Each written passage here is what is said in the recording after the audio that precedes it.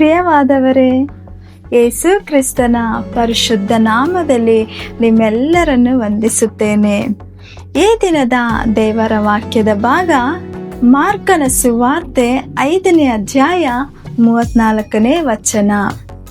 ಸಮಾಧಾನದಿಂದ ಹೋಗು, ನಿನ್ನನ್ನು ಕಾಡಿದ ರೋಗವು ಹೋಗಿ ನಿನಗೆ ಗುಣವಾಗಲಿ.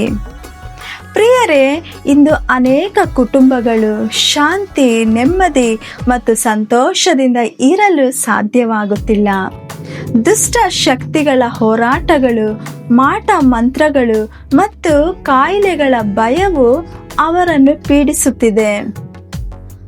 ಸಾಲದ ಬಾಧೆಯಿಂದಾಗಿ ರಾತ್ರಿ ಸಮಯಗಳಲ್ಲಿ ನೆಮ್ಮದಿಯಿಂದ ನಿದ್ರೆ ಮಾಡಲು ಕೂಡ ಸಾಧ್ಯವಾಗುತ್ತಿಲ್ಲ.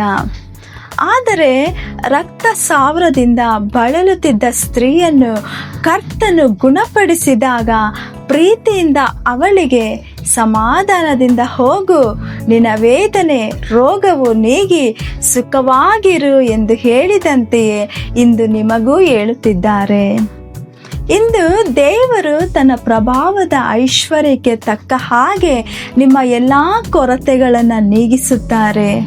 ನೀವು ಅನೇಕ ಜನರಿಗೆ ಸಾಲ ಕೊಡುತ್ತೀರೇ ಹೊರತು ಯಾರಿಂದಲೂ ಸಾಲವನ್ನು ನೀವು ತೆಗೆದುಕೊಳ್ಳುವುದೇ ಇಲ್ಲ.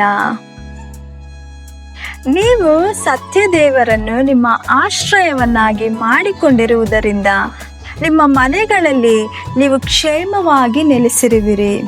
ಯಾವ ಕೇಡು ನಿಮಗೆ ಸಂಭವಿಸುವುದಿಲ್ಲ, ಉಪದ್ರವವು ನಿಮ್ಮ ಗುಡಾರದ ಸಮೀಪಕ್ಕೂ ಬರುವುದಿಲ್ಲ. ಪ್ರತಿದಿನವೂ ಕರ್ತನ ರಕ್ಷಣೆ ನಿಮ್ಮೊಂದಿಗಿರುತ್ತದೆ. ಪಕ್ಷಿಯು ತನ್ನ ಮರಿಗಳನ್ನು ರೆಕ್ಕೆಗಳ ಕೆಳಗೆ ಸುರಕ್ಷಿತವಾಗಿ ಇಡುವಂತೆ ದೇವರು ತಮ್ಮ ಪ್ರೀತಿಯ ರೆಕ್ಕೆಗಳಿಂದ ನಿಮ್ಮನ್ನು ಮುಚ್ಚುವರು. ಆತನ ಕೃಪೆಯು ಮತ್ತು ಸತ್ಯತೆಯು ನಿಮಗೆ ಗುರಾಣಿಯಾಗಿ ಸುತ್ತುವರೆದಿರುತ್ತದೆ. ಆದುದರಿಂದ ಹಗಲಲ್ಲಿ ಹಾರಿ ಬರುವ ಬಾಣಕ್ಕಾಗಲಿ, ರಾತ್ರಿಯಲ್ಲಿ ಸಂಚರಿಸುವ ವಿಪತ್ತಿಗಾಗಲಿ ನೀವು ಹೆದರಬೇಕಾಗಿರುವಂಥ ಅವಶ್ಯವಿಲ್ಲ. ಕರ್ತನು ನಿಮ್ಮೊಂದಿಗೆ ನೆಲೆಸಿರುವುದರಿಂದ ನಿಮ್ಮ ಮನೆಗಳಲ್ಲಿ ನೀವು ಸುಖವಾಗಿ ಬಾಳುವಿರಿ.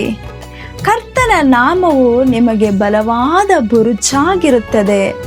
ನೀತಿವಂತನು ಅಥವಾ ಶಿಷ್ಟನು ಅದರೊಳಗೆ ಓಡಿ ಹೋಗಿ ಸುರಕ್ಷಿತನಾಗಿರುವನು. ಹಾಗಾಗಿ ನಿಮ್ಮ ವೇದನೆ ನೀಗಿ ಸುಖವಾಗಿರುವಂತೆ ಶಾಂತಿದಾಯಕನಾದ ದೇವರು ನಿಮ್ಮನ್ನು ಬಲಪಡಿಸಿ ನಡೆಸಲಿ. ಆಮೇನ್. God bless you.